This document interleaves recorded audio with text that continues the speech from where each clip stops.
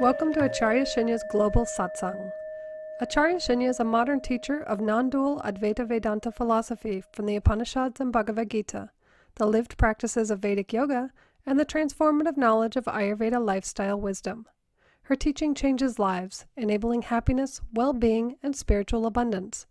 For seekers of the ultimate truth, these teachings awaken consciousness and assist realization of the sovereign self.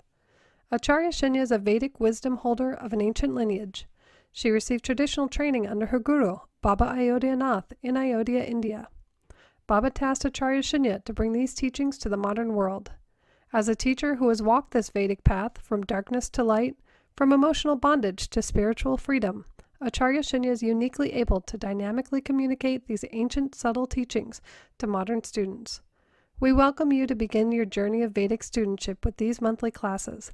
Please be sure to subscribe to our YouTube channel and Vedic Contemplations Facebook group for ongoing study with Acharya Shunya.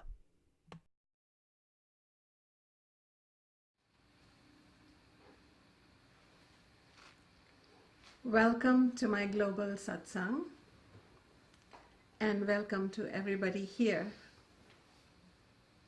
I'm happy that you all have assembled from every corner of the world, and what I have to share today about the Vedic path to awakening, to joy, to sovereignty is via you going to reach many more people who are in need of this knowledge. And I'm also happy to greet my students of many years sitting by me, enabling this broadcast happen. Today I want to talk to you about something very special, and it's about how to deal with sorrow. And do you know, sorrow is not a very hot topic in spirituality.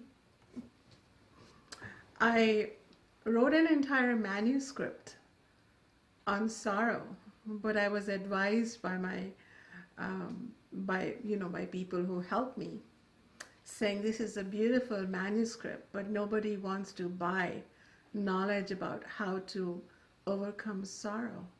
It's like, really? I'm like, yeah.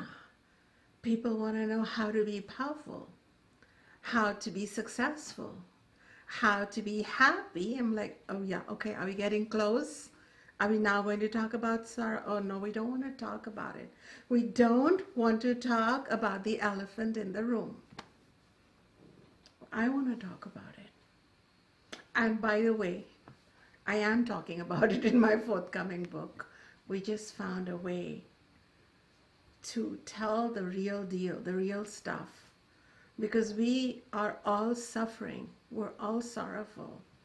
And in the ancient days, the reason a student or a seeker went to a spiritual teacher was, please show me the way to be relieved from suffering. My heart is sorrowful. My mind is stressed.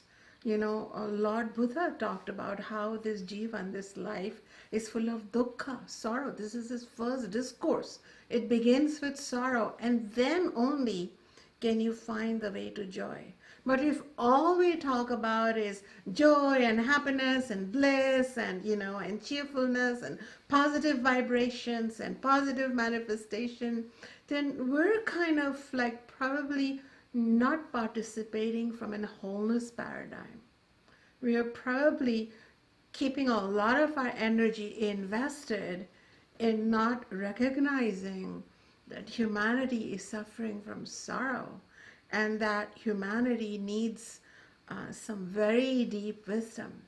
And this is what the Vedic wisdom was all about. Veda is, for those of you who are joining my teachings for the first time, is the most ancient wisdom tradition, awakening tradition, sorrow dissolving spiritual teachings from India. And it comes from the root word to know. And you come into the knowingness of something that you were not looking at when you were looking at the world. with your senses, because the senses are outwards. They are adhomukhi. They always look outwards. So there was something you couldn't see, something because you couldn't perceive it, so you didn't know about it. But Veda, which comes from the root of to know, takes you to a deeper perception and investigation of this universe through the eyes of knowledge. And then you come into the knowing of what you had forgotten, which was that you are not just what you see and present to the world, your body and your mind. Your body is, a certain color, a certain height, weight, belongs to a certain family, a clan, a piece of land on this planet. And your mind is a cluster of ideas, likes and dislikes, and this is who I am, here's the package. No. There is more to you, and there is actually an invisible entity, a presence that is residing within you, which is known as Atma. And Atma means Apanoti iti sarvam Atma, that which is boundless. There is actually a boundless and therefore invisible, because if it was with form, then it cannot be boundless. It will be bound in the form. So it's a boundless, limitless ocean of pure consciousness awareness, which is blissful. It is Satyam. It is the ultimate truth. It is Jnanam. It is the ultimate wisdom. And it is Anantam. It is infinite. And it is Brahman, which means it is that which is the biggest. Though it cannot be found within you by physical investigation, is there. And the Veda wants you to come into the knowing from an inner place, from a cognitive place, not from a sensorial knowing, and knowing which your sorrow shall go away. Now this sounds really like, what a deal. Let go of the world, find something invisible within you, and you'll be happy. Oh no, it's not that simple. The thing is, you have to be in the world, you have to be worldly too, you have to enjoy worldly happiness, beauty, luxury, sex, and everything that the world offers. But you have to do it with a knowingness of who you really are and what you are not limited by. So you're not limited by your body and mind, which is the main reason that causes sorrow. We think that we have a mortal body, a decaying body, a diseased body, and once a virus or a bacteria or a parasite gets us, it got us. And we think that our mind is so limited. Not only does it have to live within the dimensions of time and space of this universe, but it has to be limited. It's obliged to be limited by the walls of beliefs, by the walls of thoughts. But knowing the unlimited dimension of you gives you an inner secret. It allows you to be in the world but be non-worldly at the same time. It allows you to be in a finite dimension but enjoying your infinitehood in it. But what we've all done is we've grabbed the finite and we've forgotten the infinite. We've grabbed the finite and forgotten the infinite. And when that happens, it is called what the Vedas like to say a universal tragedy. It's like what I am writing about in my forthcoming book. We are all on cosmic dope.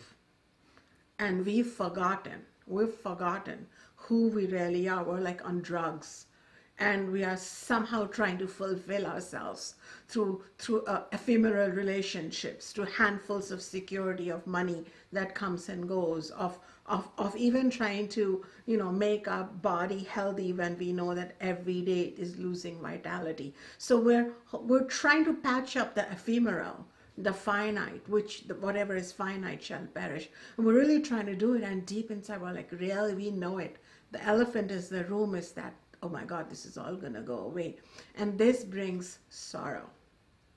Impermanence brings sorrow because you've forgotten the inner permanence.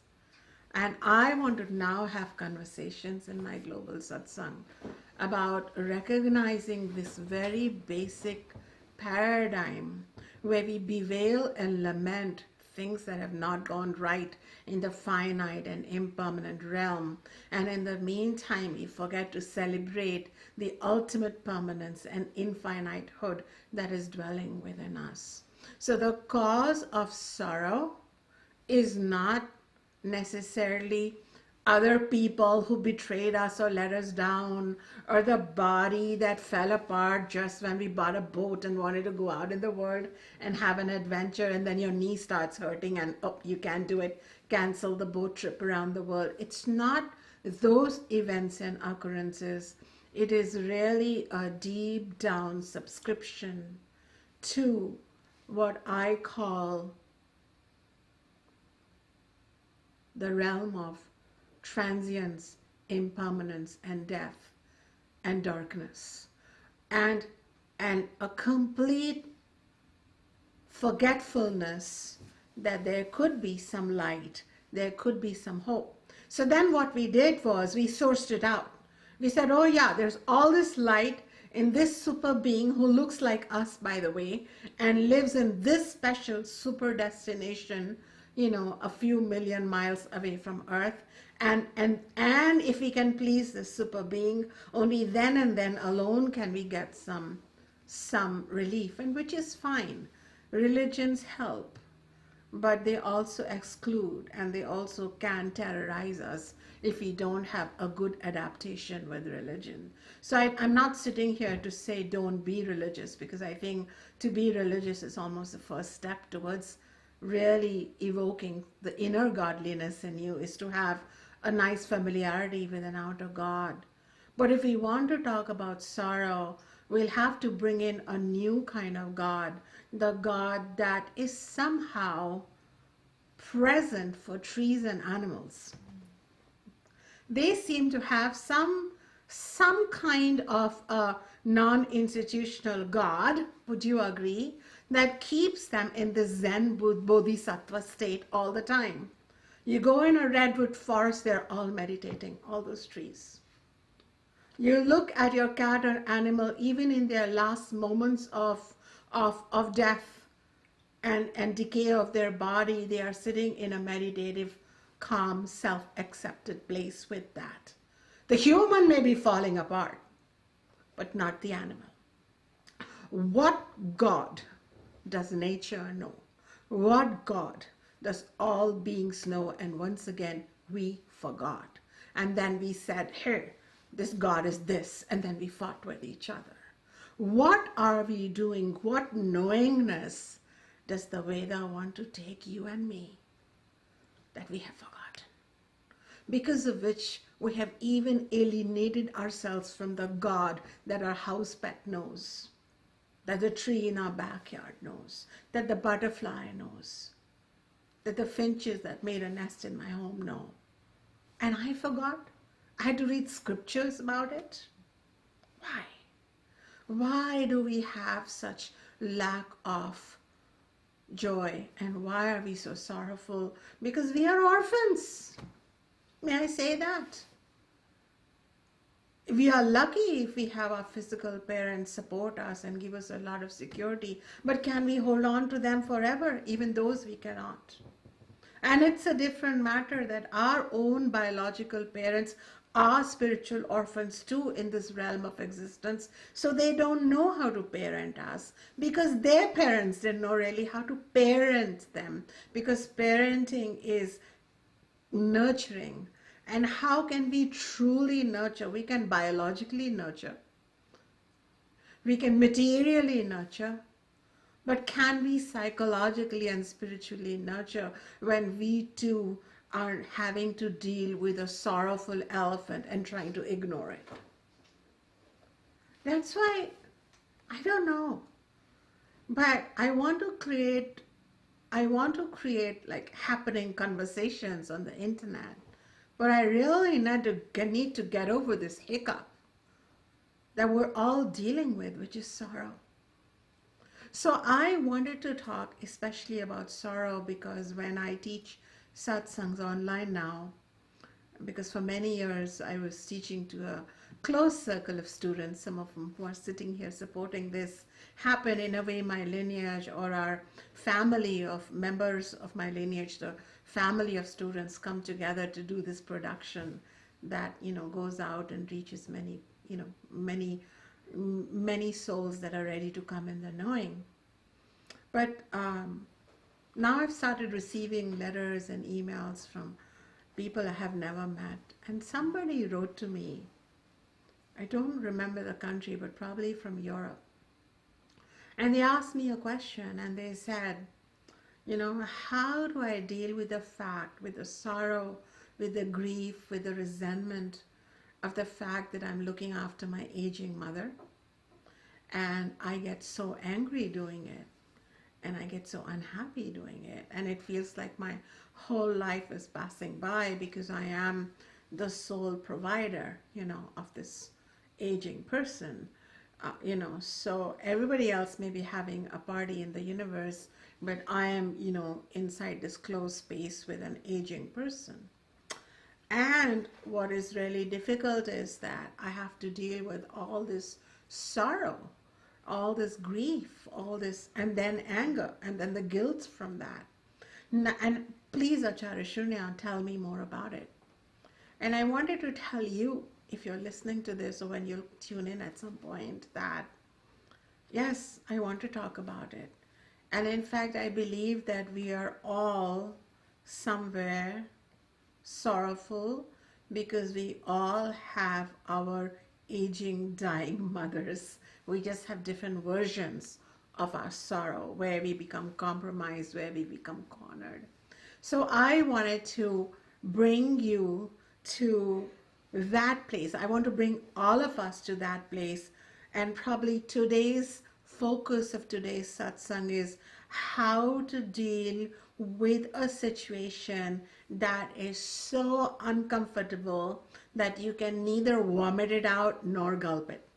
And how do you deal with that? How do you deal with that? And when I come back, we'll talk more about it. But I just want to tell you that one time, in a long time ago, whenever I say once upon a time, it means in the distant memory of humanity, humans, people who had dharma in them, and subhumans, people who just had selfishness in them, known as sura and asuras, they were churning the ocean. They were churning to look for nectar, for joy, for relief. And when they were churning, first when they churn, whenever you churn something, like you churn your consciousness, your mind, as you're churning today's topic, first, a lot of uncomfortable stuff comes up. So through that ocean, a lot of poison came up, known as halahala. It was a lot of poison that came up in the ocean, right? So, so the search is for the nectar, but what comes up is poison. And this poison was going to destroy everybody. It was going to sweep out, it was going to kill marine life, it was going to kill earth life, and so what was going to happen? So everybody ran to Lord Shiva. Shiva is an incarnation of a supreme reality in the Hindus, in the Hindu, in the Hindu religion. And what Shiva did was something very remarkable. Shiva swallowed all that poison, but he didn't swallow it all the way to his gut. Nor did he go and vomit it out somewhere else, because then that dimension or loka would be in a problem. He just held it mindfully. And therefore his throat became blue. And since then he's known as Nilakantha, the blue-throated one, because he is mindfully holding the poison. And the next approach that I shall teach you when we come back after this very short break is how to be mindful with a life situation which you can neither eject out of your life, nor you can become completely comfortable with it and swallow it in and digest it and process it. what are those techniques or mind practices or mind belief systems that you can wrap around this. And remember, I have read no single book to do this. The Vedas don't teach this way. The Vedas teach in a very different way. What they do is they help you connect with your invisible self. Then the self gives you insights. Then those insights become practices. So we are creating practices in the moment. It's not like I know what I'm going to teach you next moment. Myself knows. It will tell my mind. My mind will tell my mouth. My mouth will say the words. The words will become a practice. When I come back, we will learn how to be the blue-throated one in the middle of awful, distressing, difficult, dangerous, and terrible life circumstances.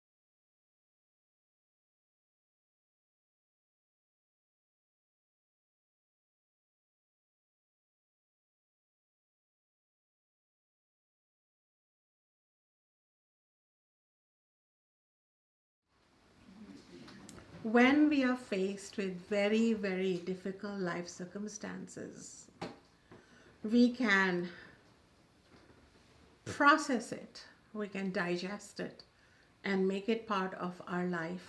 But sometimes things are so unprocessable, they're so difficult to digest that you cannot really digest it. So there is no healing, so to say, that can happen. And at another level, you could vomit it out. Say you had poison within you, you could vomit it out, which means you can act out. You can act out with pain, and you can strike people with your rage, and you can pretty much throw your pain on another. You can pick up the gun and shoot a lot of people. That's things people do, but that's not what we spiritual seekers want to do. So what do we do when you cannot react, when you cannot digest? How can you be mindful in the midst of really, really painful circumstances? I would like to share some of my teachings in the context of the Vedic path that I live and teach. And I have been blessed to receive some highlight teachings, very important teachings, some scriptural teachings from my guru, Baba Ayodhyana.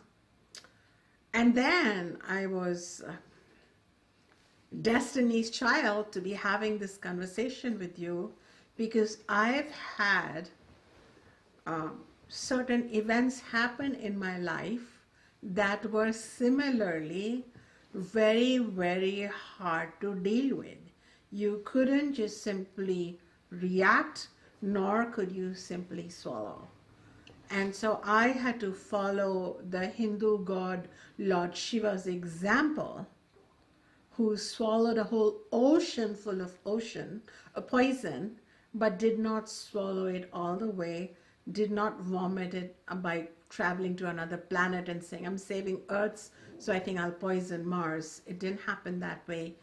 Shiva just held it in his throat, and it's still with him right there. giving a blue color to his throat, because of which he is also worshipped as the Lord who is Nilakantha, blue-throated one. And many Hindus chant Om Nilkantaya Namaha, Om Nilkantaya Namaha. When I heard people chant this, and when I heard this story, to me, this went beyond a super person, swallowing an ocean full of poison. We can remain at that superficial level. We can believe that there is a Shiva who lives up on a mountain called Kailasha in the Himalayan range, and the ocean was being churned and poison came up, and then he came, and because he is a super being, he could swallow the ocean poison and then keep it here. That just sounds, that's where billions of people live. That's their religious shraddha or faith. But I, who come from the path of Jnana Yoga or knowledge, see and understand what is it really teaching. And what it started teaching me was how to be a sakshi, or a witness of those difficult events, versus being an actor in those difficult events. And this is what I want to teach you. This is what I want to share with you. You can imbibe it or take a gem from what I'm teaching you, provided it feels like a gem for you. But what I want to share with you is my truth. The fact of the matter is that you are not the actor that comes alive because of the coming together of mind and body, and you become a certain personality or a persona, which in Sanskrit we call jiva. And it is the jiva that is dealing with a sick mother who you have to look after, and therefore, your own life is passing by. It is this jiva that deals with cancer. It is this jiva that deals with sexual abuse. It is this jiva that deals with, unfair parents or an unfair, unjust government. It is this jiva that deals with the passage of time and the atrocities that time does to us in terms of aging, change, decay, loss of vitality, and ultimately death. So there is a part of you that's an actor, and there is a part of you that is merely the observer of this actor. There is a part of you, and that part of you is an invisible part of you, but that is the real part of you. And if you want to go through life without too much wear and tear, if you want to go through life being able to take in poisons but not get poisoned by them, I evoke you, I invite you to evoke witness consciousness within you, not just the acting, reacting, responding consciousness. Let me lead you through something, and then it will become more clear beyond just being an intellectual description. Go ahead and press your own nail into your hand till it becomes painful. Feel the pain, and now and feel it so it's painful enough for you to want to remove it. Go ahead, for the sake of spiritual growth, hurt yourself just a minute. And now simply start witnessing that pain, as if you are witnessing it from a distance, and the pain will lose its pinch.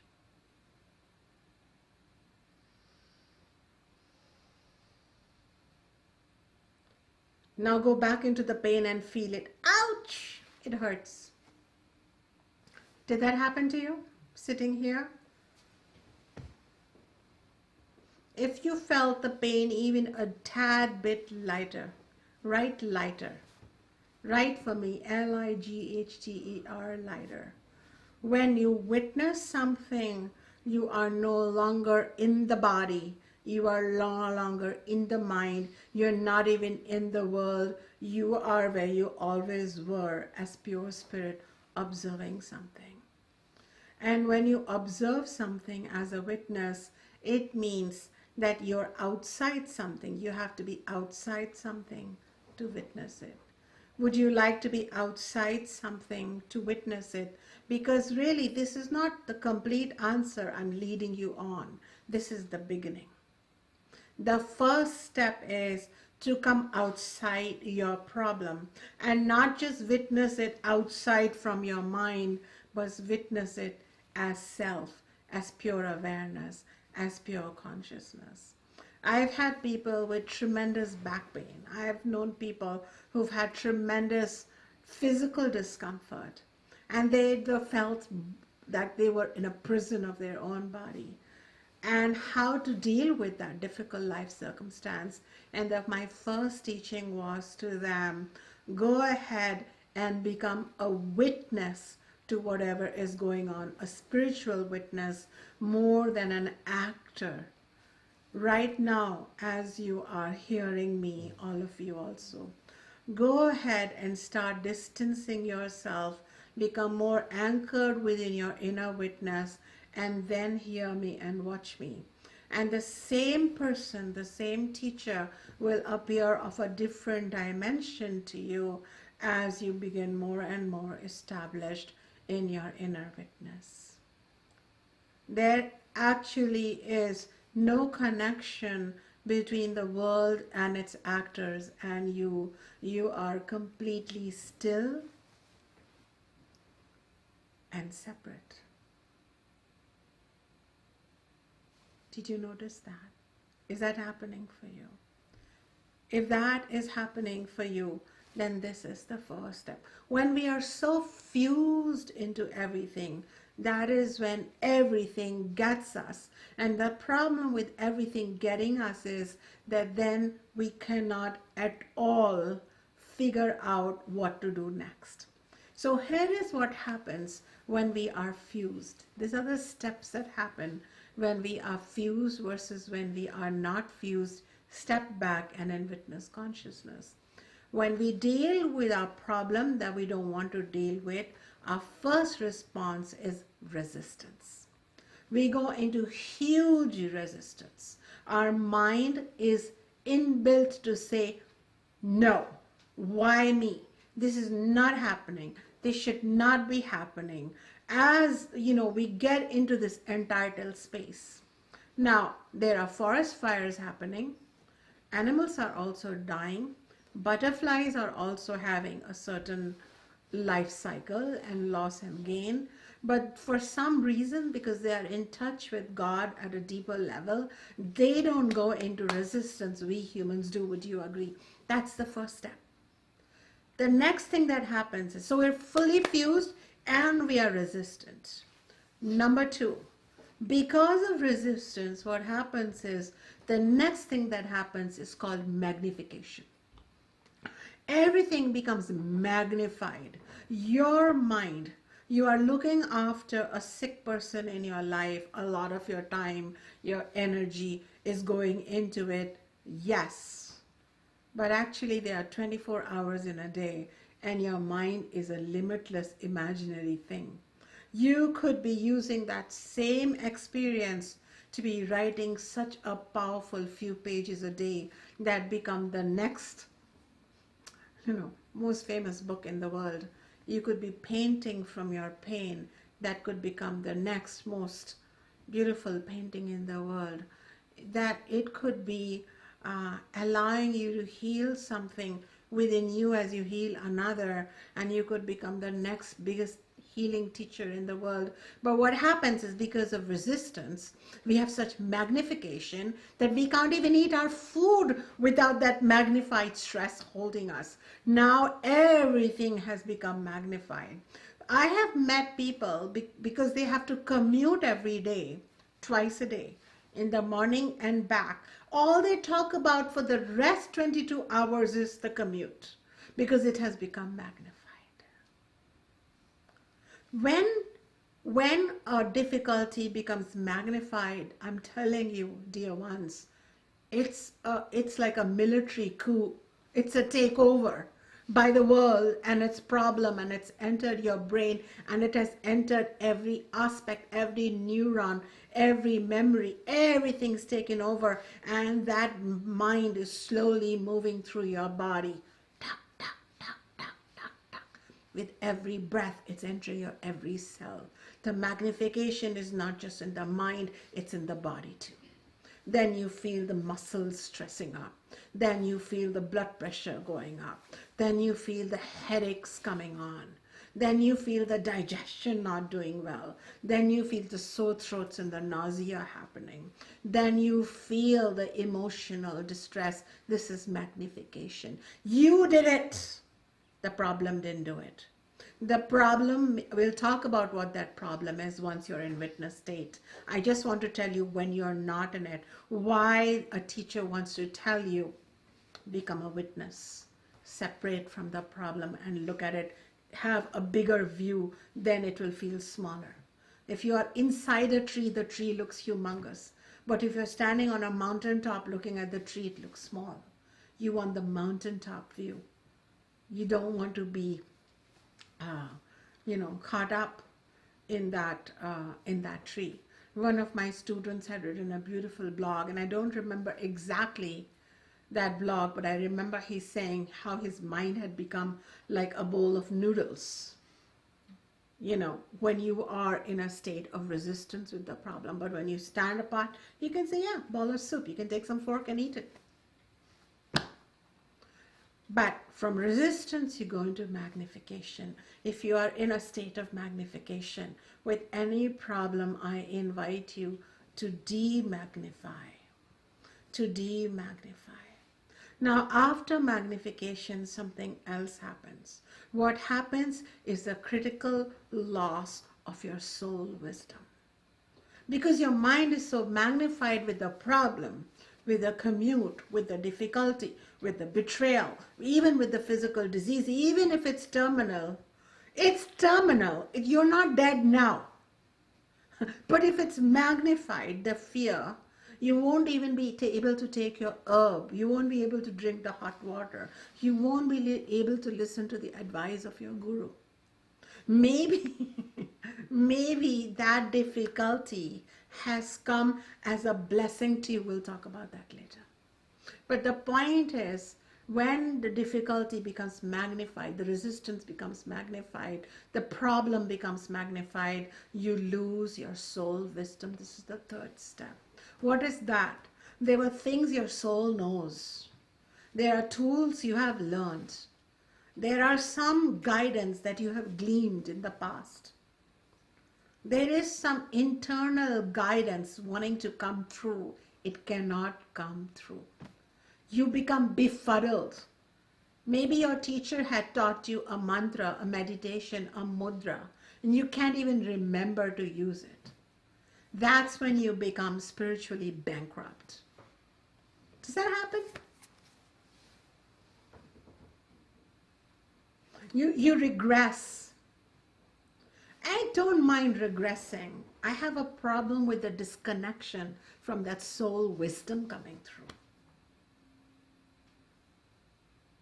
And when the soul wisdom, when you're disconnected from soul wisdom, inner wisdom, you're going online listening to Acharya Shunya, you can't really get it. You're like, yeah, okay, I'll come back later. I love you, dear teacher, I'll listen to you later. Nothing. You can't go in, can't go out. You're disconnected. Now you're marooned. You're marooned. You're sabotaged in the prison of your own suffering mind. And when the loss of critical soul wisdom happens, the birth of the suffering mind occurs. It's official. You don't have a mind alone. You have what is called as a suffering mind. It is born from virtual suffering, self-created suffering. It is not born from the cancer. It is not born from the mother in the bed. It is not born from the boyfriend's betrayal. It is not born from your own child taking drugs. It's born from you. Can you please take ownership? If the problem was a handful, you filled the whole galaxy with it now. And our mind can do it. See, that's the thing. The Veda says you're so powerful, you better wake up to your power. Otherwise, in unconsciousness, you are creating suffering. You're making it way bigger than it needs to be. And this mind doesn't live here. Brain is only like a transmitter. This mind is all over the galaxy. See, these brains that we have, according to the Vedic tradition, is really just a transmitter connected to a very huge cosmic mind. And what you're doing with this cosmic mind is building your suffering. And instead of downloading help, you're uploading nonsense. You're uploading suffering. I'm not scolding anybody. I'm telling you what I've gone through. I've done it. I'm the queen of uploading nonsense in the universe. Let's just say it. That's how I know how to tell you not to do it. We all do it. And then, when we have lost touch with our wisdom and we can't even benefit from outer wisdom, counseling, help, then we get arrested. The suffering mind is born, and we get arrested in what is called suffering, negativity, stress, and ultimately this leads to a new set of problems. Psychosomatic diseases, loss of esteem, you missed opportunities, luck may be knocking at your door, but you can't go open it because you're stressed out. You can't. This is what happened. And so the first door that you open is the door back to you, the real you, which is not even involved in this whole thing. It's like a puppet personality. It's a reflection of you that keeps this going. Step back. Veda says, Upanishads tell you that you are merely a witness of your life. You're a witness of your body. You're a witness of your thoughts. You're a witness of your emotions. You are not those. You're even witness of all the people in your life. All these relatives, even the mother and the uncle and the aunt who give you problem or whatever, they are all relatives of the body. They are, they are not your relatives. They won't follow you after death. At death, they will leave you under the ground or put you on the fire. They'll say, my body will cry for the body, and they forget about you. Where you are going to journey, they are not with you. They are only the relatives of your body. And you're so involved. First, step back and claim who you are, pure awareness. And when you do this, so it's very critical to be in what is known as an observer state of consciousness versus a reactive actor state of consciousness. That's why I made you do this, give yourself pain. I have a little mark here, by the way. And, it's like nobody will want to come to this satsang because I don't teach you how to be happy. I'm not teaching you how to be cheerful and positive vibrations. And here's this mantra that's going to help you manifest everything you want. I'm not teaching all that. I'm teaching you how to not give your own self pain. You might find happiness as a result. You know why? Because the Vedas says happiness doesn't live anywhere. You can manifest all the millions you want and all the lovers you want. Happiness is a state of mind, and it lives inside you. This happiness, this deep happiness, is a state of peace.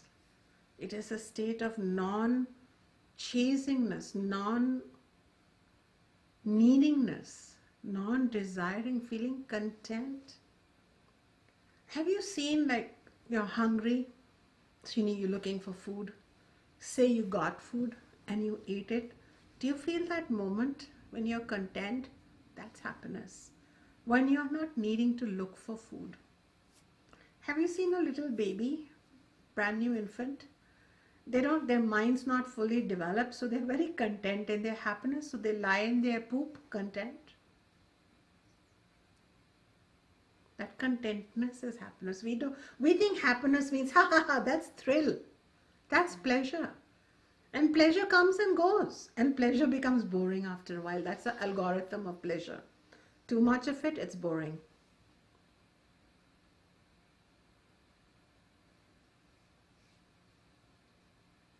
Happiness is something else. And happiness comes, number one, from remembering who you are. Because when you step into this more of a witnessing space, you become an observer, then you are connecting with inner happiness. That's one thing. So when things are not going my way, one of the Vedic teachings, I took them out of the lofty scriptures and applied them in my life, was remembering that if my son is acting out because he's a teenager, or if my uncle is behaving a certain way, or if the world is demanding something from me, or the students are acting in a childish way, whatever is happening, I am involved. Being a witness doesn't mean you're apathetic, or you walk out and say, sorry, not playing, I'm spirit. You're still involved. I'm still a mom, still a teacher, I'm still a daughter, still a neighbor. But there is a part of me that's not invested emotionally as much. There is a part of me that's connected. Not all of me is invested in the outcome of that situation. There is a part of me that is being rejuvenated from within. Does that make sense? Have you tried it, some of you? Yes, they're all nodding yes, because this is a topic I have been teaching for some time, and a lot of my students do embody witness consciousness through their life at difficult times, and in fact the Vedas says, well, that's who you are, that's your real identity. A reflection, a part of you is in the body playing out roles. So that's one thing. That's one thing. It still doesn't solve the problem of you feeling like your life is going by because you are looking after, a sick relative, or, say you have a terminal disease. I've not completed my teaching yet, but this is the beginning. And this is why you want to be a witness versus going into the resistance, then magnification, then loss of wisdom, to finally a full-blown suffering mind mode. Because when you are in the suffering mind mode, you're delusional, you're self-destructive, you miss opportunities, and you're walking around being, either in a self-pity mode, or you get into an aggressor mode to make it all up, and you're funny things are happening to your relations as a result. You're either holding them close or you're pushing them away, and you're pretty much looking normal, but you're not emotionally stable. You're not really happy, and nothing can make you happy because you are suffering. So one mode is to be as a witness. The second teaching that I want to give you is even deeper. And that teaching is around a very deep realization that the Veda alone wants to give us. And Gautam Buddha, because he, also talked about it to an extent, but, the Veda really goes deep into it. And the Veda doesn't see life here as embodied beings, as a place to necessarily have fun. The Veda says, if you look at it, wherever you're having fun, you tend to seem to need to have to pay a price for it. If you enjoy delicious food, later it turns into, non-appetizing looking feces. And if you eat too much, it turns into digestive discomfort. And the food says to the human being, today you eat me, tomorrow I'll eat you. So this is a moral universe, and there is a law of karma operating here. And we have all incarnated on this planet not just to, you know, get our act together for money, which is a valid pursuit known as artha, or have a lot of pleasure and out-of-box sex, which is a valid pleasure known as kama, but we are also here to practice kindness, compassion, be non-violent, to offer care, and to convert the I into a we story. The true dharma is when my I no longer remains an I, but includes a silent we, where we move from an I-centric, selfish consciousness towards a more inclusive self. I don't want to call it selfless necessarily, but the big self-consciousness. From a small self-consciousness to a big self-consciousness where the care and love of the aging people, the ancestors, the family, the different communities, the different creatures, all of that come into play, and this is known as dharma. And if we are not able to do that, if we are not able to incorporate dharma into our life, into our consciousness at some point, sooner or later, my dears, a lifetime will come where we will become more and more impinged to grow morally. Now, the word morals, like really, we don't like in the 21st century, do we? I mean, especially because religions became such moral police, and they really wanted to say, are you moral? Otherwise, you're a bad boy, you're a bad girl. We're not talking about that kind of morality. I'm talking about the kind of higher values that your true self experiences. And so morality is the inherent, the goodness, the purity, and the inclusiveness, and the ethicalness is the inherent nature of spirit. That is why children, are inherently moral or immoral. They are not immoral. Nobody's moral or immoral. Moral is where you have certain values by which you interact with other sentient beings, and their hurt, the way you don't want to be hurt, you don't want to afflict that hurt. That is, non-violence is the biggest teaching of Dharma, for example. And when you are non-violent, and that includes you love yourself, you flow that love towards other beings, which then turns into daya, kindness, karuna, compassion, empathy, sympathy. So in this karmic playground, this feels like a lot of work. And we can deny it, we can push it away, we can have resistance with what I'm telling you and then magnify it and then go wherever you want to go with it. You have the freedom. But if you come to a teacher who's eliminating your very ancient tradition, which has led so many people to abiding bliss, peace, and joy, then you might want to just calm down and stay within you. What is she really saying? The teenager in me didn't want to hear my Baba. The adult in me didn't want to hear my Baba. The teenage wanted to have fun. The adult wants to make money. But the soul in me wanted to hear my teacher. Why have I incarnated? What's going on? Why do I have a sick mother? In my case, I had a sick sister who died of a terminal condition, and I had to leave many things aside to be with her, to help her, to the point of the loss of my marriage, because I was more present for my dying sister than for my new family. And so there were losses included. But one of the ways I approached my duty, and that's another trigger, we don't want duty, right? We want entitlements, we don't want duty. But the point is, if everybody has rights and nobody has duty, then we will not be able to help each other. One of the reasons I show up every month is to teach this, is because I feel it's my duty to share. One of the reasons my students have showed up here It's not just because it's their right to awaken, but it's also their duty to help others awaken. So they are here holding various voluntary jobs to make this all happen. So the fact of the matter is that it is the right of of a tree to blossom, but it's also its duty to give fruit so that other trees can blossom. So rights and duty work together.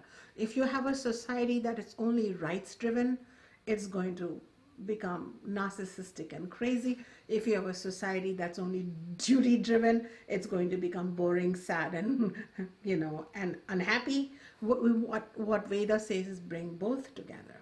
And so when I approached my dying sister, when I approached her, my sister, my elder sister, with a fatal condition, I did two things. One, I approached her as a witness, not as just her sister. My body is her biological sister. But when I look at her as a witness, I'm like, how interesting that I would be having this dream in consciousness, and in that dream, this dream would show up that I have a dying sister. I have a dying, but what is inside that dying sister's body is eternal consciousness, is eternal awareness, is what the Veda says, that the essential part of you is immortal, it's infinite. So am I caring for my sister's body, or am I really in my consciousness attending to consciousness? And that just lightened up everything. That's one thing. Number two, because I understand dharma, or the need to flow and not just be self-involved. Well, it's my life that's falling apart. What I could do is I could realize this is not the funnest part of my life. This is not the lifetime where I'm having a lot of joy. Definitely this lifetime, I feel like I have done more work. I have given more. I have helped more. I have been in duty more. But I know that as I give, the universe will make sure I receive. This is the law of karma. And so if in any one lifetime we are more forgetful of dharma, if we are more forgetful of the divine moral order, the divine karmic order, sometimes we will encounter difficult situations. We will encounter challenging situations in which we are invited to come from a higher place. Does that make sense? I have a student who went through an abusive childhood, had an emotionally abusive father. And when she first heard my teachings, there would be resistance in her, probably. She never said that to me, but if you're a normal person, you're bound to have resistance. Then she had tears, she had anger, but she kept listening. That's the quality of an amazing seeker. They keep listening and they keep wondering, why is this person saying it? They surely don't have an agenda against me personally. If they are saying this, they're working for them, they are radiating, something's going on. And finally, this student, this seeker, who hadn't talked to her own father for so many long years, finally, because she knew he was passing, he was transitioning due to some condition, she called him for some 18 minutes or something and said for over the 18 years that she hadn't talked to him, and because of what she had learned, that she could be a witness. First of all, the person who called was not the daughter. The person who called was the spirit who had incarnated as the daughter. And number two, she could therefore be more inside her, and then she could allow the daughter. And what was the daughter doing? The daughter was embodying dharma. And she said, thank you for giving me this body. Because I told her, unconscious as the parent may be, they gave you their seed. They gave you something. Thank you for being my father. I have grown within me to understand that it is your ignorance that made you behave this way. I forgive your ignorance. I don't condone all your behavior. I'm not coming back to you like a codependent, pathetic child. I'm not going to put up with emotional abuse in this or any other lifetime. What I really learned was that there was some exchange happening. And because of your disrespect of me, what I have learned today is to value everybody, including myself. The lessons I got was to reclaim my inner parent. The lessons I got from this darkness was that my light is unflinching. The lessons I got from you was that ignorant people destroy themselves, which he was, and everybody around them. And I will not let that ignorance be a part of me. That's not the legacy I got from you. I got from you your sperm. Thank you. Thank you.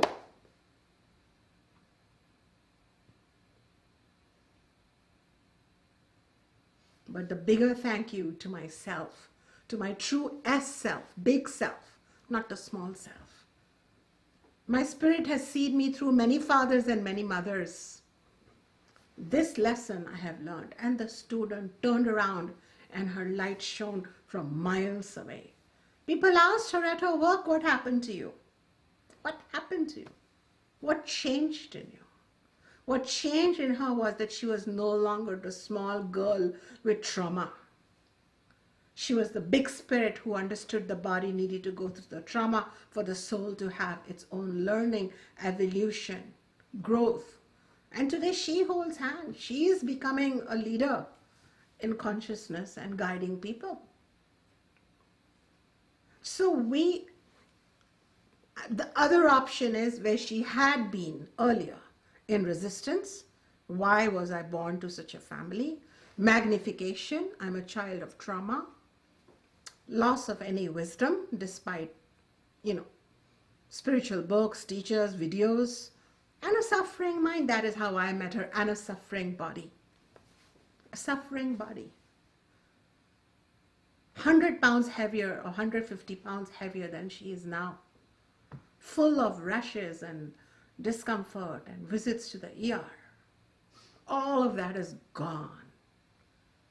So, to the one I'm talking today, the one who thinks, how should I deal with a mother in the bed who's taking all my time and energy, I say to you, don't give her all your attention, and there will still be 5,000% more attention left for you, because you're an infinite one. Touch something infinite in that finite moment when you're sitting next to your mother. I told my father, he's aging, that when you're walking, you're moving, you're talking, he's a very creative person. And I said, but when the time comes, if that time comes, that you need non-stop assistance, you need someone to be by you, I will come. I don't know if that will last 1 year, 3 years, 5 years. And somebody may think, oh, but Shunya, you have this whole, setup going here. You have students, you have a recording facility, you have, you give lectures, you go to conferences, you publish books. How can you just get up and go? The body will just go and do what the dharma is. That father not only gave me his body essence, for me to have a body, that father also gave me his light. All the more reason for me to go. I have received, I will give back, I will receive again. The flow, the cycle of what, the culture say, the cycle of Tao, the Zen, the Dharma. And for me, when I'll be sitting by a bedside in his house, away from the whole beautiful world that I have created here, I won't be small in the small room. An infinite presence will be sitting in a finite role, conducting it with dharma, knowing that no time is wasted. My soul is investing in the karma of care of the one who is transitioning, care of the one who is passing. Perhaps some arithmetic had not sorted out, which our little ego cannot figure out. But my soul's arithmetic is clear. This woman, this body called mother, deserves my attention. Let me be 100% with it. Let me be mindful with it. I shouldn't just give a glass of water. I should know I'm giving a glass of water to the universe through the mother's mouth.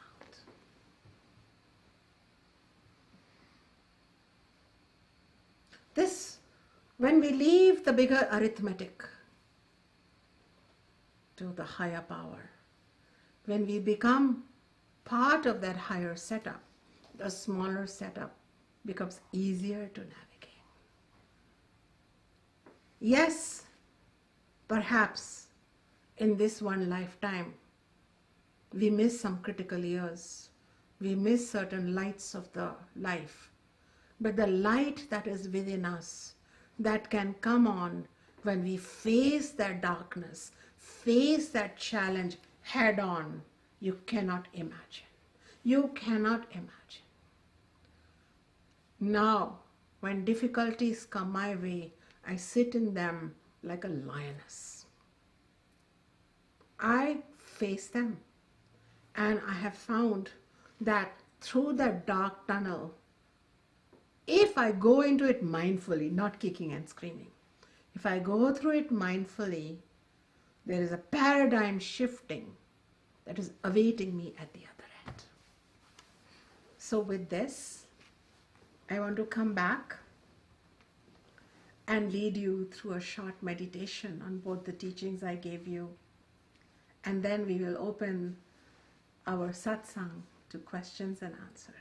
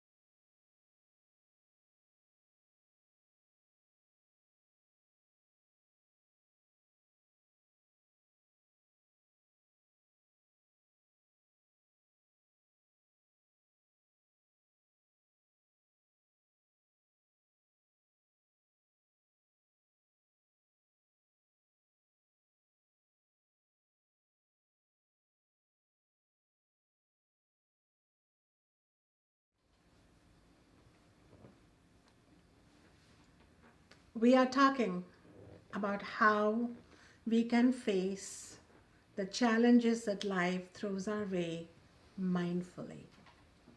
How should we be when we cannot act out, we cannot shirk the problem, we cannot also digest it completely? Then what can we do so that we can return to peace, to well-being, to joy? I want to lead you through a brief guided meditation. I want to awaken within you the possibility of evaluating yourself, or valuing yourself, or identifying yourself as something more than who you are right now. When these guided meditations happen, these words arise from my soul. I have students sitting here.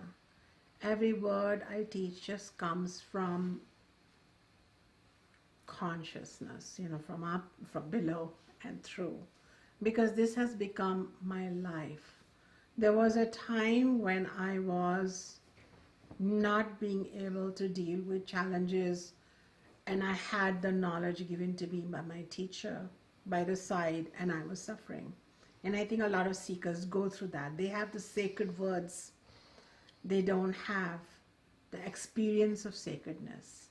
But something more important than ideas that talk about freedom is the experience of freedom beyond the ideas. So ideas are a great roadway into the knowledge, but the application of it depends upon you, the seeker, and how you bring it into your life.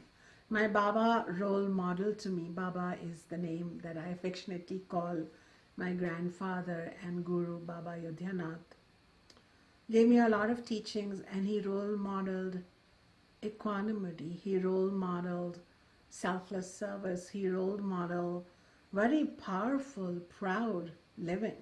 He role modeled originality and fierce convictions. He role modeled a person who was tremendously peaceful and giving, but he was not poor. He role modeled to me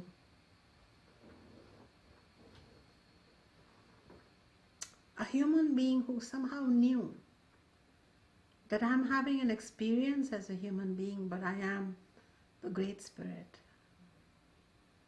And he was making his every moment in the human body count. That is why when he was alone, a lot of birds would come and sit on him, different kinds, as if he was just a physical pillar or a post or something, like there was no living being in him. That's because his consciousness and the bird's consciousness was one, and so they felt safe with him. It was crazy making. And then one of us would walk in, they'd all fly away because none of us could make those birds comfortable, but Baba could. They'd sit on his head, they'd sit on his shoulder, they'd talk to him. Crazy, but not crazy. Because when someone knows who they are, they make the whole world safe. Because the rest of us have forgotten. So when we can be in the satsang or the company of someone who knows and reminds us, there is such deep relief. And prima facie, what we have forgotten is that we are Great Spirit. We are divine beings having a human experience. But we get so hypnotized in this human experience. And everybody else is hypnotized as if they are on what I call dope, cosmic dope, which in Sanskrit is called Maya.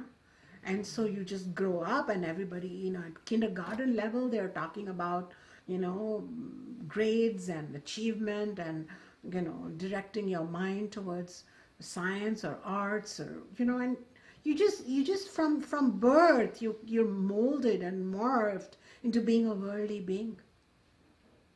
And the only thing that counts in this world is material success, which the Vedic tradition, which I teach, does not at all discount. But can we be abundant, not just rich? I have a story to share with you. There was a person who was quite poor and he had a dream. And his dream was, he felt like God said to him that go to the forest and you will find a sage there. And the seer or the sage will help you become rich, get over your poverty. And, he ran to the forest at dawn, huffed and puffed and made his way. And his conviction was that it felt like a real vision for him, that he will find a seer, a sage. And lo and behold, he saw a sadhu, and a sage sitting there meditating.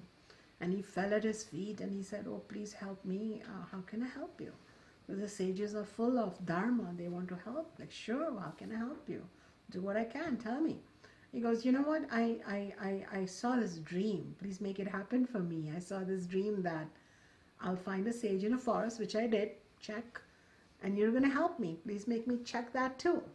He goes, "Rich, huh? Okay. Well, I just have this one bag which I carry around the whole world. Let me see if I can find something." And he's like looking around and he finds this rock. And it's like a big diamond. And he goes, "Will this help you? Here." Guy can't believe it. It's like, oh my God. Goes back. So happy, so happy. Celebrates all day with the villagers and his wife and kids. but he can't sleep that night. He can't sleep. So he goes back again all the way to the forest, deep into the forest, finds a sage again. The sages change their positions around. They're not attached to the rock that they were meditating on yesterday. So he finds him again and looks very unhappy and poor, and he goes, what happened now? And he goes, well, I want to know, what richness do you have that you could give me away that diamond?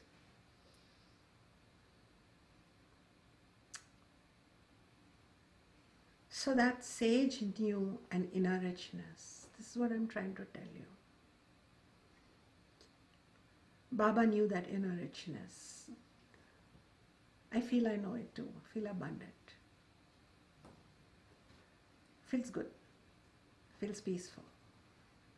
I mean, if you're going to get all that money and then I'll feel abundant, I feel it now. And the universe begins looking after you when you remember the deeper truth of you.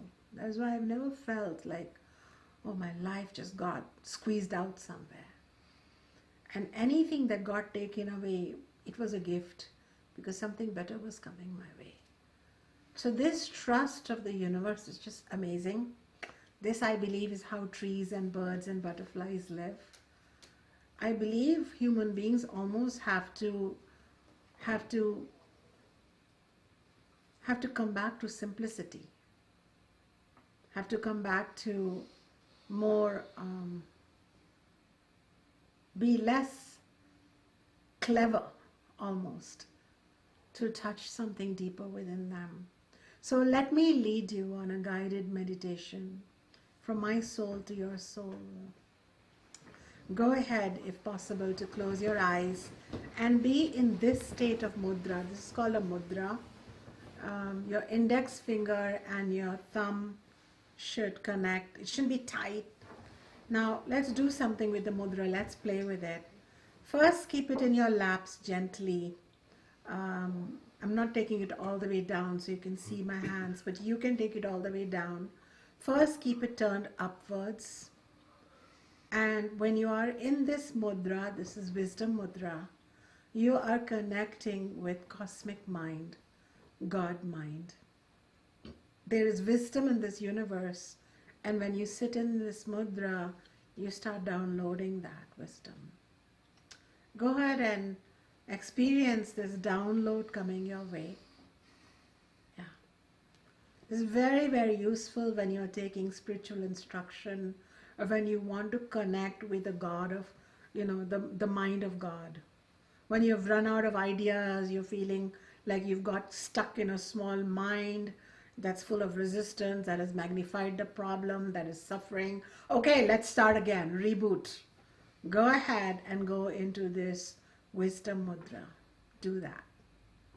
This is a very ancient mudra. You will see many times, Buddha's deity sitting like that. None of us know how Buddha looked, but the imagination for us coming out of India was that he's sitting in this mudra, wisdom mudra, among the other mudras. Now do something. Let's experiment. Just flip the hand over and put it downwards on your lap. Now you will notice that you're not connected to the God's mind up out there, somewhere outside your center of being, but you're connected to your inner pure mind. You're not connected to your distressed mind. You're connected to your higher mind, and you will be able to calm your own emotions.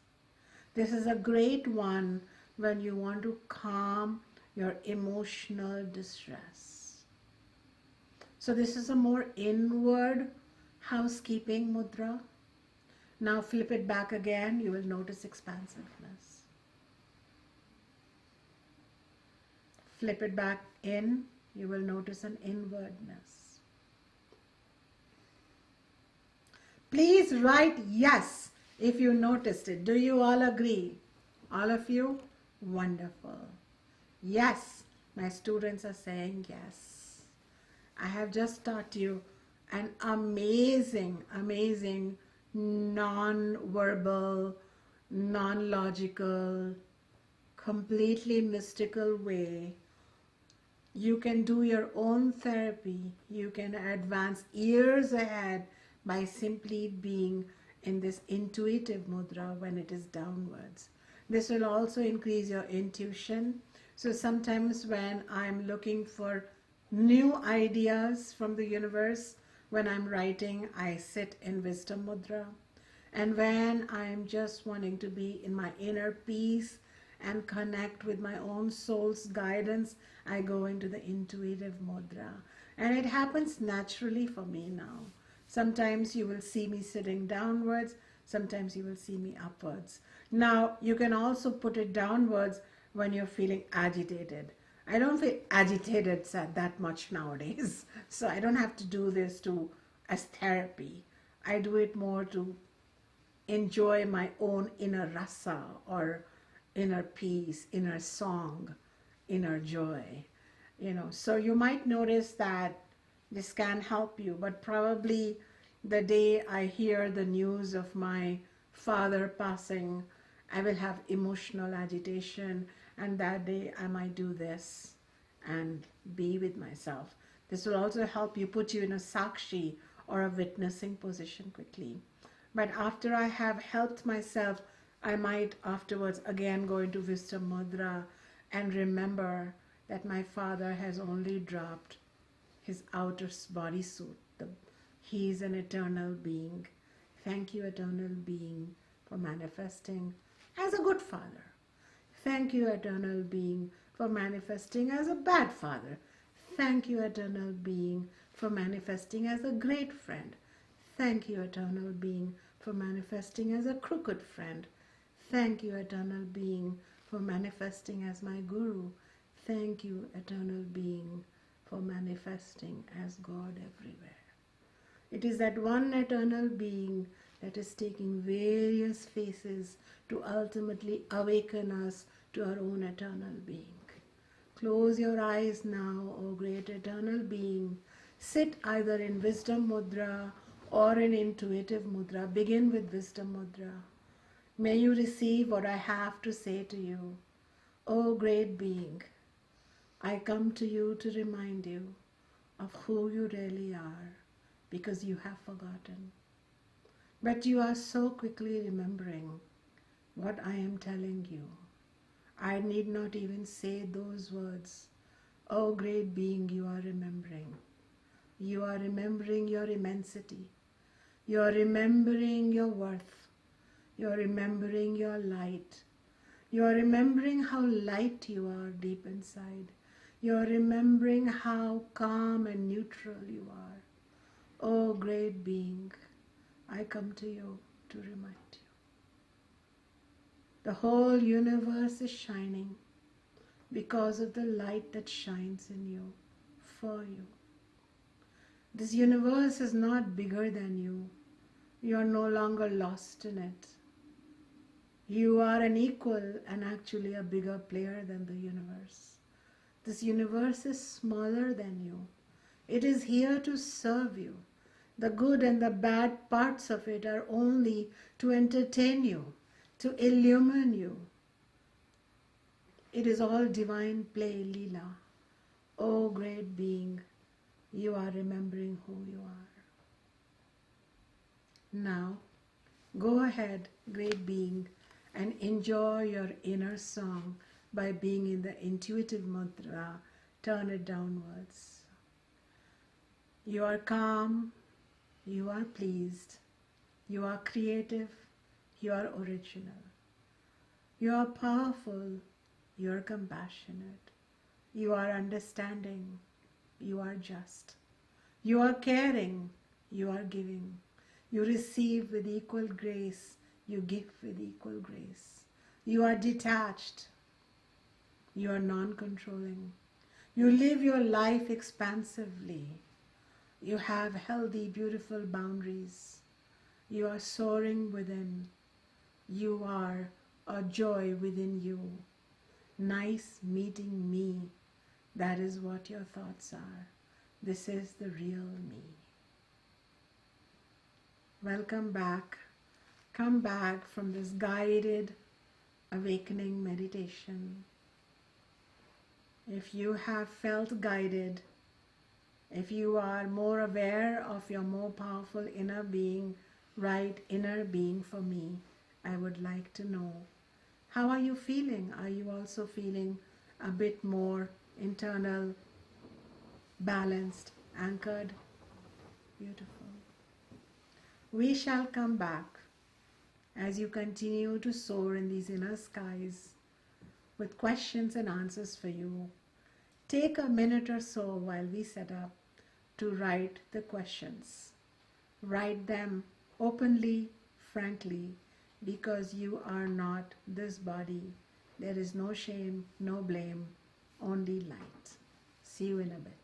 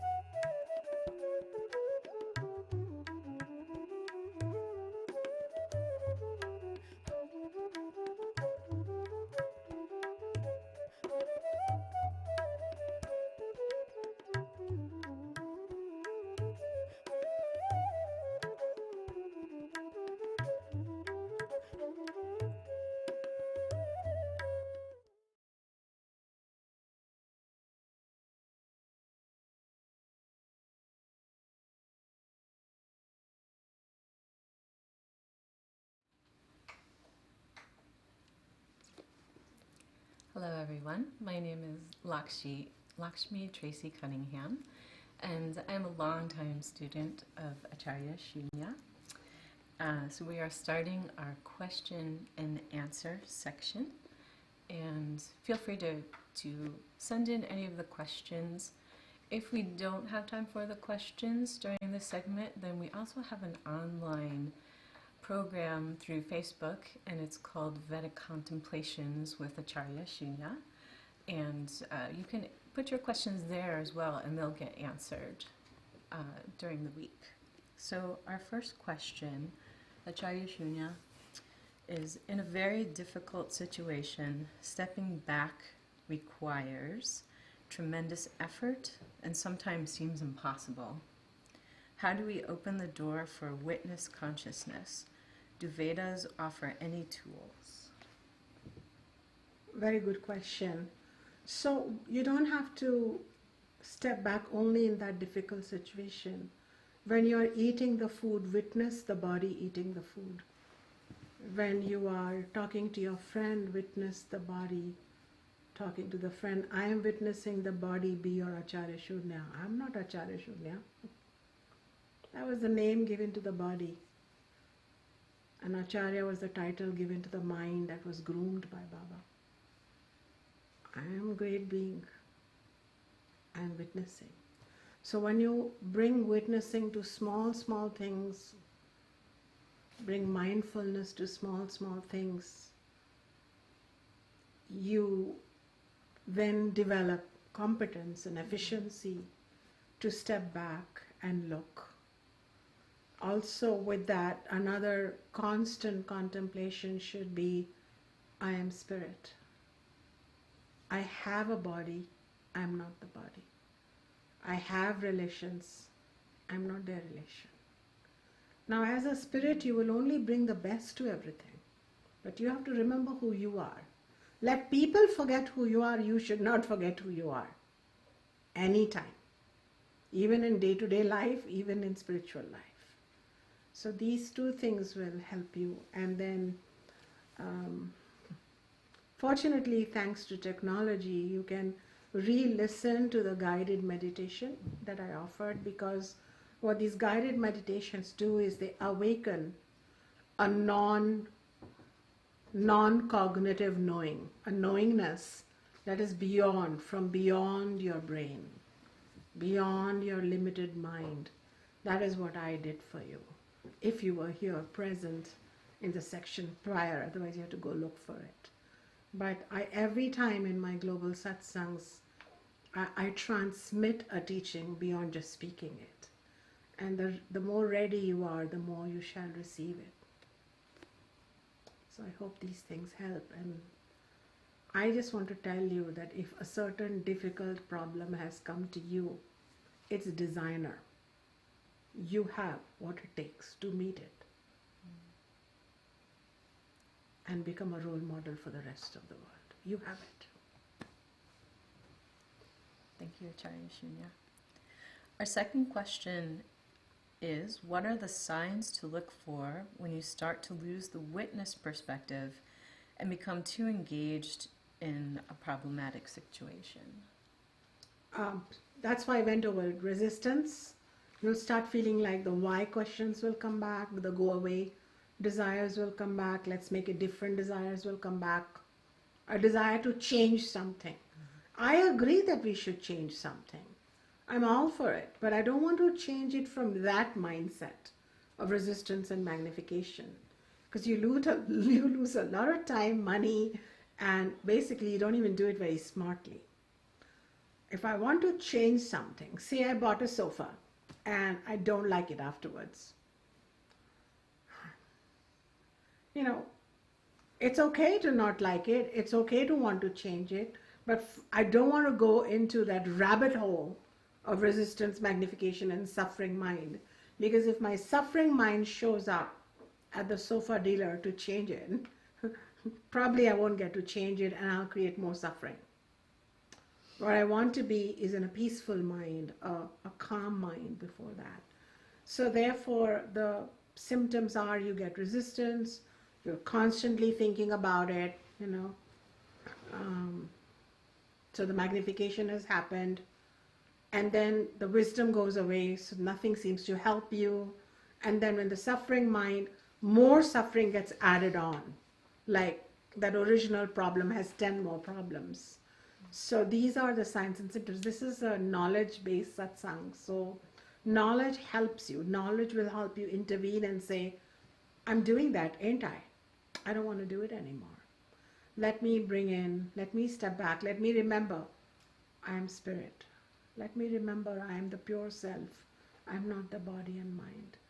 Let me remember I'm a great being who's having a worldly experience. So what am I doing getting all caught up in it like a noodle soup? So these little affirmations help you step back. Constant contemplation will help. Thank you. Acharya Shunya, what is the difference between being a witness and being overly passive / not acting when action is required? It is the mind which is passive or aggressive. When you are the witness, a lot of intelligence will flow through you as to when to act, when to retreat. All this witnessing doesn't mean passivity. Witnessing means you could be in the US Army right now doing something proactive, but you could be witnessing your actions. So witnessing is not a verb whose opposite is action. Witnessing is the state of your being. So do you have your being along with actions or non-actions? Does that make sense? Very good questions.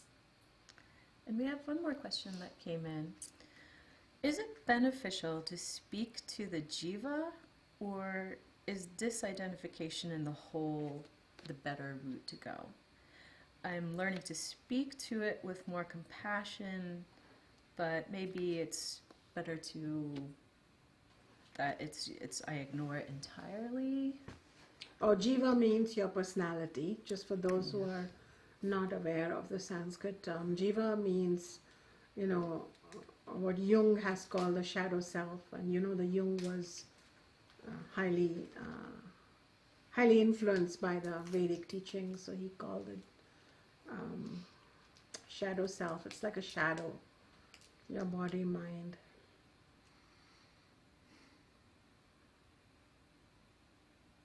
You can do both. Sometimes from a higher place, when you're doing this, intuitive loving, intuitive connection, and I feel some pain arising, I can say, oh, little Shunya, she's missing her mom, oh. And then I say, and I'm there for you. I don't know who's there for who, but I think my higher self is the mom of little Shunya, because my mother passed away when I was 10. So I do go in and offer love, but at a certain point comes when the little self doesn't remain traumatized forever. It doesn't remain, because in the paradigm you may think it's trauma. In the paradigm you may think, oh, poor thing, she lost her mom. That's one thought. What I think is, the great universe wanted me to have a biological mother till this age. And then it wanted me to become a mother for the whole world. That's all I needed. So do you see I'm not bypassing. Do you understand what I mean? Like on her birthday, when I miss her, then that my little self, which remembers there was a physical mother who made me yummy food, loved me, sang to me, that was nice, right? You're my student. You're with me. I have an attachment to you, a healthy one, and I like you, and all of that. And say you went, you moved away geographically, or say you left the body and moved to another dimension, cosmically. Say you got mad at me and left, or you and your partner moved to some other house and you can't visit often. the little me, the body mind me will miss you. But at the same time, the cosmic we will know that you and I interacted just right. We tangoed just right. Because according to the Vedanta, or the Vedic teachings, the deep teachings, non-dual teachings, the self in you, the deepest part of you and the deepest part of me is one. So one part of me traveled, it stayed for a while, then something else happened. And so we are able to be less, it won't be a very big deal for me. Do you see what I mean?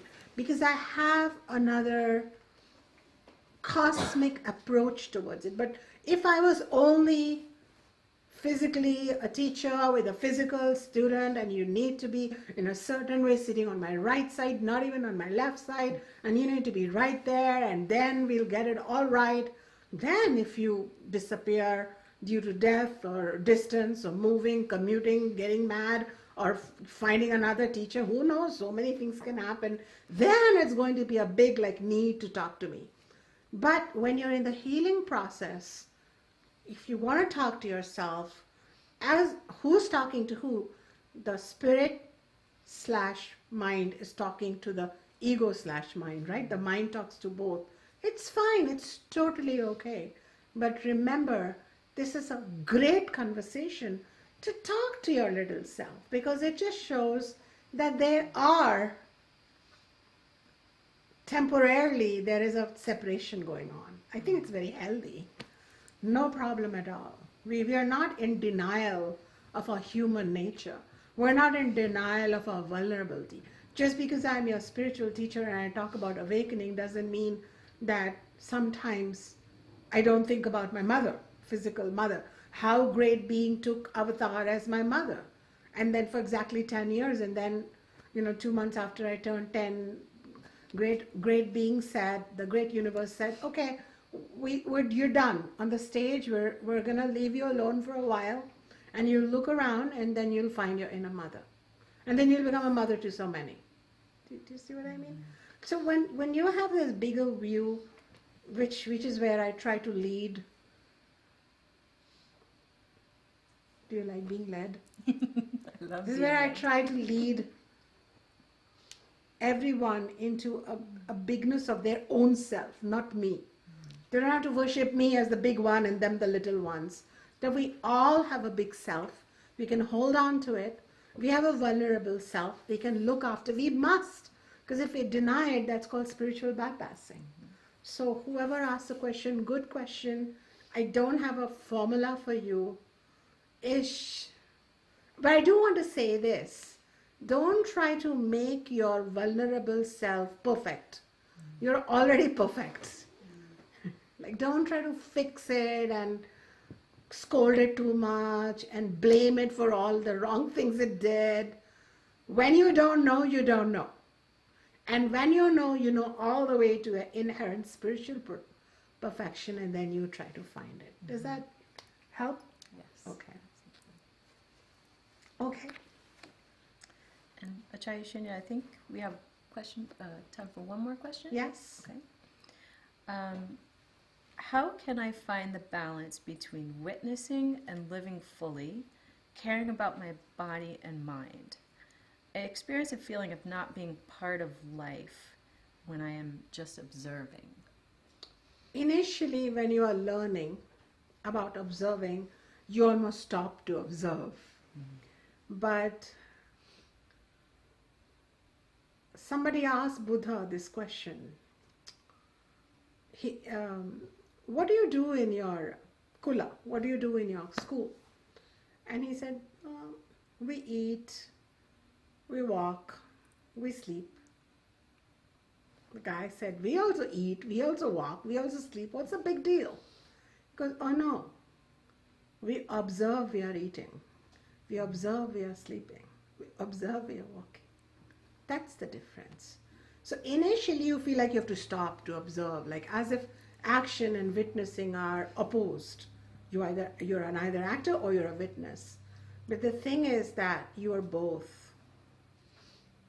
So So I'm fully animated. But the witness part of me, which is ever awake, is watching me at the same time. So I'm connected to my witnessing self, and you are only seeing my actor self. Does that even kind of take you a little bit across into the hallway? Okay. I hope that helps. Do we have time for another question? We do. So would you like to raise your... We have a student who would like to raise a question here. Is witnessing the same as accepting? Is a very beautiful question. Is witnessing the same as accepting? No. Because the witness is the self. It's a non-dual self. Because then if the witnessing wants you to accept, then the opposite is non-acceptance will also come in. All these opposites of acceptance, non-acceptance, willingness, non-willingness, they happen in the realm of duality where the mind and body operate. The self is defined as pure awareness, objectless awareness. It's the awareness that allows for acceptance or non-acceptance. It is pure light, it is pure bliss. But when you witness, you are more close to God's mind. You are more close to the bigger, where the architecture of the life happens. And so you are more, you will either accept or not accept something, but it will be more tactile, so to say. I mean, it's a weird word to use for spirit guidance, but it will somehow be more dharmic, more accurate. When Nelson Mandela said no to apartheid, right? He said, no, I'm not going to accept inequality based on color. He was clearly, whether he had a witnessing practice or not, but he was in connection with a higher part of him, a higher mind. And his good friends might have said, are you stupid? They're going to kill you for saying no. When Gandhi said, I don't care if the Britishers put a no to making salt, we have to buy salt made by them. I'm going to go to the ocean and make my own salt. I'm going to sit there and let the water evaporate. I'll make my own salt. Nobody can take away my right to the ocean and the salt. Clearly, we're not talking about their spiritual journeys. We're just saying, we don't know. Part of your spiritual journey may include saying no. I'm not saying that, but I'm saying, but when you are in a witnessing state, you are not in a suffering place. And when you're not in a suffering place, there's inherent peace. In my previous satsang from July 2019, you can find my teachings on peace. Peace is your inner nature. So when you're witnessing state, you evoke inner peace, inner calmness. And it is said that the self is pure intelligence, so you're also inherently more intelligent, wise. And as a result, your no will have a resounding effect on the whole universe, and your yes will have a resounding effect on your universe. So dharma also, morality, karma, all of this is not touching the witness. So the witness is more at the non-dual God level. Dharma is what we teach to the human ego to say, you know what, can you live a less self-centered life? Can you lead a life of even sacrifice and duty and bring joy to it, bring peace to it, bring well-being to it, instead of thinking that somehow your journey is separate from the person you are looking after or caring or helping, because probably you two have been intertwined as so-called mother and daughter or father and daughter for a specific reason, but it's really still consciousness and the role that you can play as gracefully as possible is possible. And nowhere does dharma mean being, what is it called when you walk over somebody, carpet, something?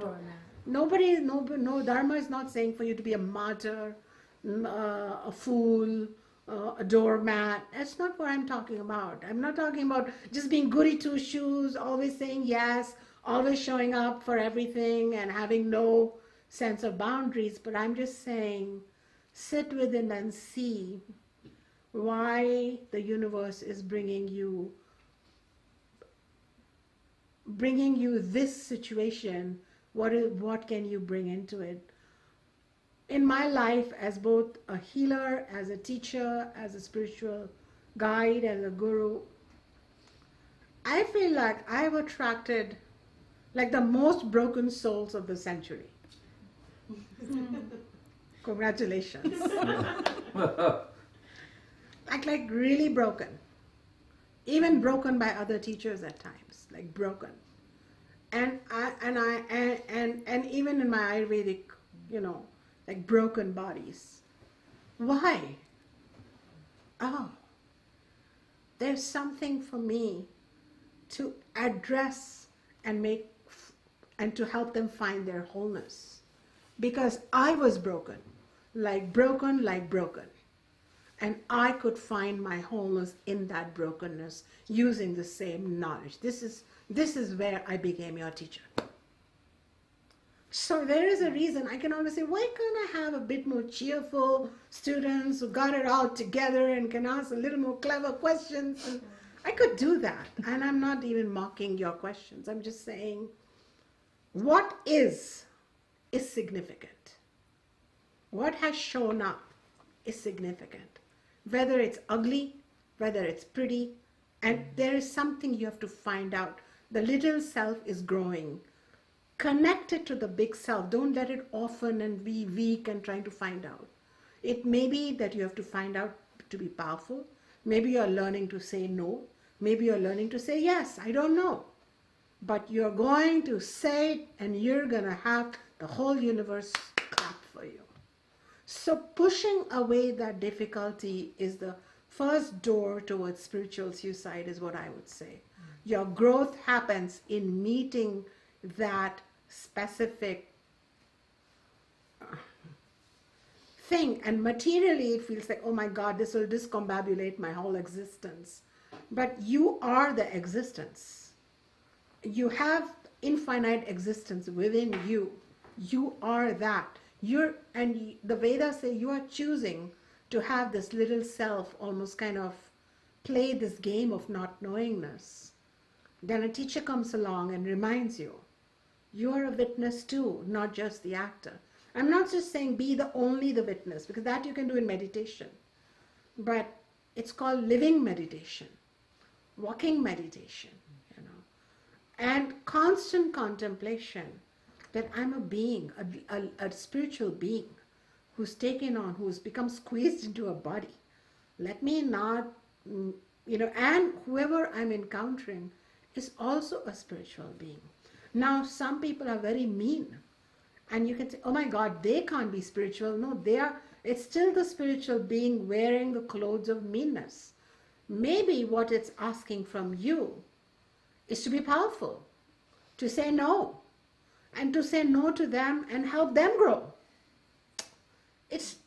Veda doesn't teach always being cute, always being sweet, always being loving. I mean, sorry to disappoint you, but Veda is very realistic. And Veda is saying, Dharma means it includes you. Self-care, self-love, self-protection. But in that self, it's a big self, take care of everybody else. So even when I have, due to Dharma,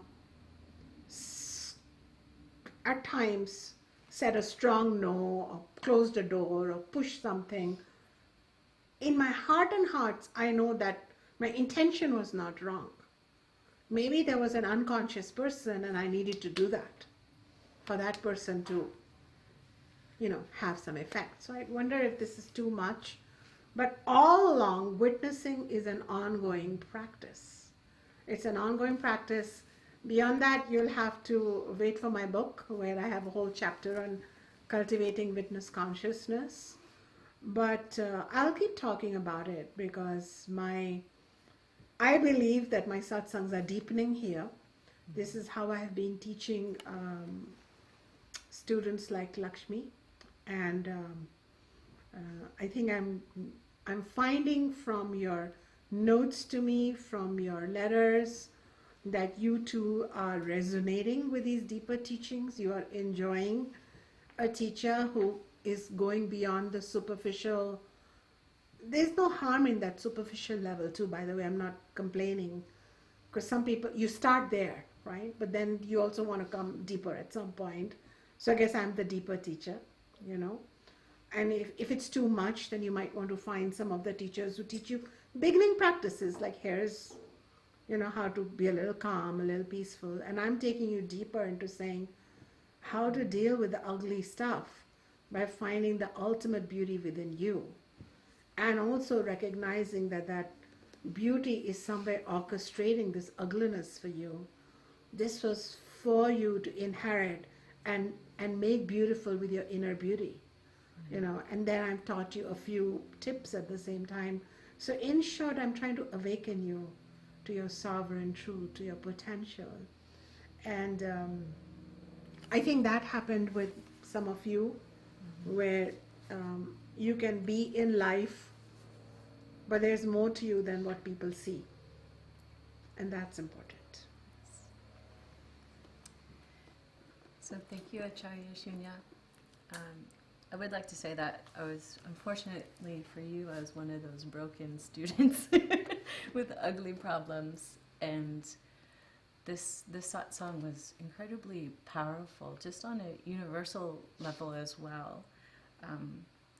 I came to you just drinking the poison, eating the poison. My body was poisoned, my mind was poisoned. So to have that idea of holding the poison, but not absorbing it. That's what you taught me so well. And to be able to go back to the witness was really important. So I could be in the world, but not of the world. And transform that sorrow into not just understanding my sorrow, but that other person's sorrow. So thank you very much. This is very powerful. And I also wanted to take a moment to point out Acharya Shunya's book, because I went on to be an Ayurvedic practitioner to help other people, not only with their bodies, but we talk a lot about sorrow. And it's a very important subject, because a lot of people do try to spiritually bypass or think they're being too selfish by talking about their sorrow. So when I don't see Acharya Shunya, this is one of the books that I go to as a reminder when I start to lose myself a little bit. And I'm really looking forward to your next book as well. So Wonderful. thank you. Thank you, everyone. Blessings. God bless.